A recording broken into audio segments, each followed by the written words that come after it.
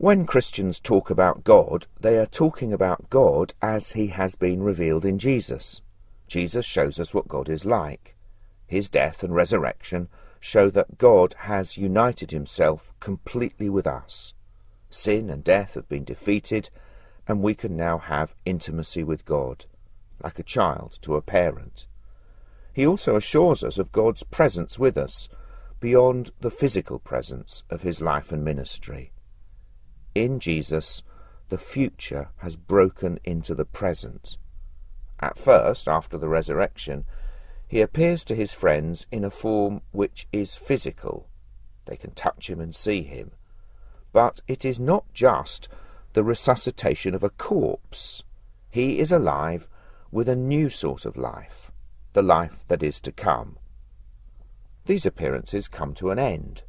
But at the end of Matthew's Gospel, Jesus makes this promise: I am with you always. It is through the Holy Spirit that this promise is fulfilled and we experience the presence of Jesus. That's why the beginning of the book in the Bible called the Acts of the Apostles begins with the story we have just looked at, the coming of the Holy Spirit.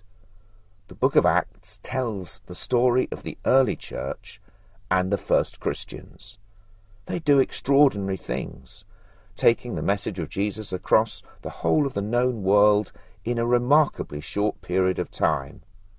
What starts out as a Jewish sect centred on Jerusalem becomes a worldwide faith, reaching even to Rome. If you start to read some of this fantastic story, you will find constant references to the Holy Spirit, because it is the Spirit of God, the Spirit given by Jesus, that propels, provokes and steers the church and each individual Christian. So the church did not sit down one day and invent a complicated belief like the Holy Trinity, the Christian belief that God is three persons but still one God. This was their experience. Through Jesus, they knew God as Father.